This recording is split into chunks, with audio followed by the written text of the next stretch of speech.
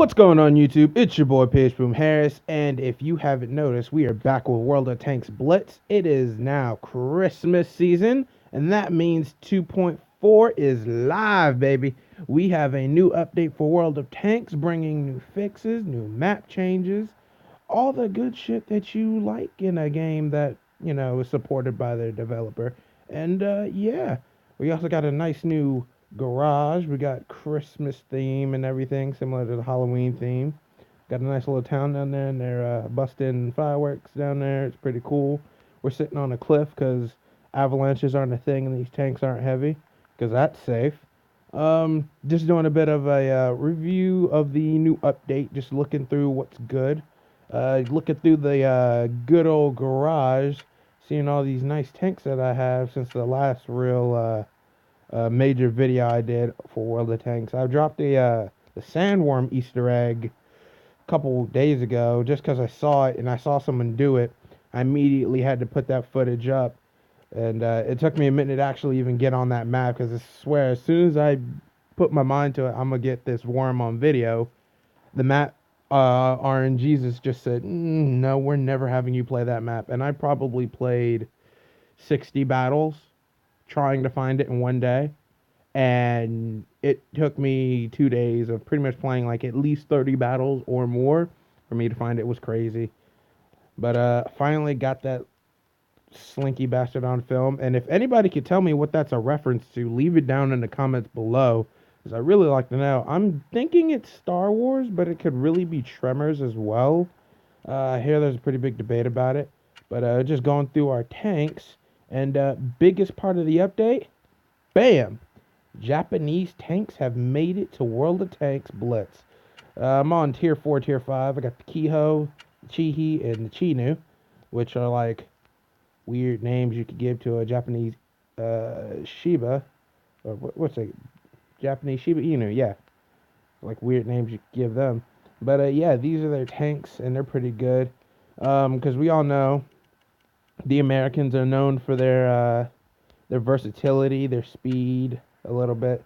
It's just their versatility, because tank destroyers with turrets, really good mediums with speed and armor, things like that. We got some German tier 6s, which they're known for their great accuracy and their just intimidation. They're just really good snipers. They have really good alpha damage on them. They're pretty banging. Got a couple tier 5s I haven't tiered up yet, but still the same. Got the Russians. Major difference with me and them is I've given up on their gun on their tank destroyers, because they have good heavy, I'm sorry, light slash medium tanks. They're really fast. They're pretty good scouts, and their heavy tanks like this is leading down the IS tree. So I get the IS3 and the IS6, things like that. They're pretty known for their derp guns and their ability to ricochet. Problem is, I don't like their TDs because they are supposed to be steel walls with giant derp guns of like 152 millimeters and up, but their armor is so bad for a steel wall. If I'm supposed to be slow, no angling on the armor with a giant derp gun, could I at least get some like armor protection? Because you could be in that match 2 tiers below when normal shells penetrate their armor. It's ridiculous. And then you got your British. They're known for they're just steel walls. Like almost every tank in this game that's British has some sort of high defense, whether it be ricochets like with the Crusader here, or the Churchill with its stout British armor, no angling on it. They say hello to the shells incoming like a sir. No glancing off, but all this armor is really thick, so it's hard to penetrate unless you really get up close and get into the weak spots, like in between the turret and the chassis. Get that turret ring right here on the side, direct side, minus that little nubby bit right there. You can get in from the side, and of course the rear is always soft and squishy for the taking.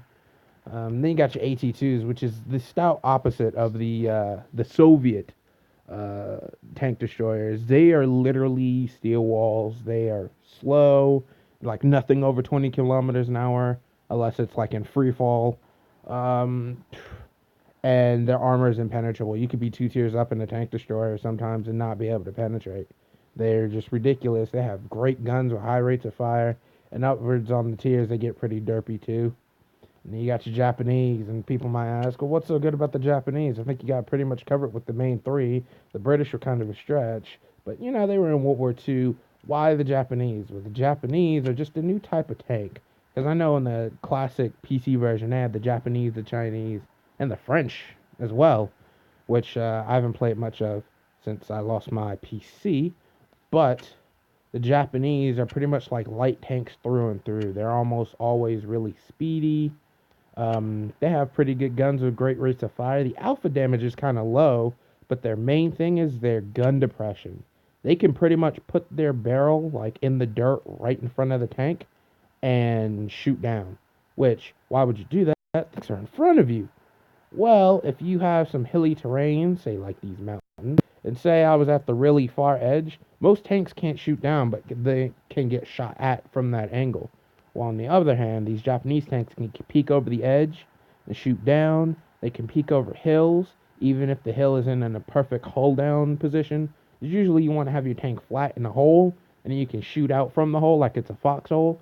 But usually that's not how it works. You have to get close enough to lip your gun over the edge, and usually your tank will be pointed so far up that you can't get the gun down far enough to shoot. So you're just really giving them your lower glacis plate for the frontal raping.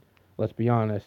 And these can handle that. They can, even though their glacis plate, depending on who you're looking at, is low to medium in height. You can get your gun over the lip. It puts your arm at a really nice shallow angle, so you get lots of ricochets, even though the armors are very thick, and they're quick. If you get overrun on your position, you can immediately change positions, especially with the keyhole here. It's super fast, but it's totally ton of fun. I think it's probably my favorite of the tier 4s. And the Chihi, which is kind of like more of a medium, similar to the Chi Nu here, which I just got. Still got the base gun, base turn on it, and everything like that, which is the same as the Chiho, or the Chihi and the Kiho. See, I'm getting them mixed up already. And yeah, gun's really nice at tier 4. Tier 5, not so much. Hopefully, quickly. We can take a look at their tech tree. And they didn't really add much. They added the first light tank line, then they had to split off into light and mediums, and go back to mediums when it gets to the Chi Nu. And pretty much all the way till you get to the tier 10, it's all medium. So hopefully they'll add more. Same way they added the tank destroyer line to the British tech tree. And we all know the rest with their others. But they do have the patch notes up. And you can check those out online. I'm going to just scroll through them real, medium speed, just in case you want to see them. Pause the video if you want to see those patch notes. And definitely get a look at them. New map, Himmelsdorf, which is a known map to PC players of World of Tanks. That is out. And it's totally different for Blitz, but still some of the same. It's really good. Read those patch notes when it comes to it, because some people do not know how to play it. And it ends up with teams just getting wrecked by people who took the time to read the patch notes. But, I'm not going to go through it too slowly, because it is a lot of patch notes for these, tanks in the end. These are just minor tweaks and updates. Oh, God, that's a lot of updates. Ton of, good Lord, updates. We got March of the Samurai, which is just a bit of a event for the new Japanese tanks. Get to tier 5. Pretty much, if you haven't gotten it now, you're going to have to buy your way there, because you're not going to make it.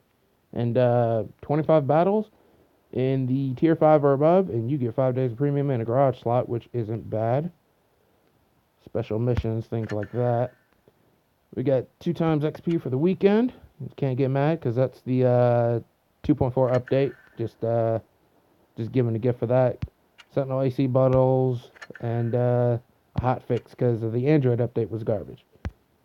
But they fixed it, so I'm not mad. So do enjoy 2.4, because 2.4 will be nice. And I will have some combat videos later with Sean55, because he definitely wanted to play in some of these Japanese tanks as well. Anyway, guys, Peach from Harris signing off. I'll talk to you guys later. Peace.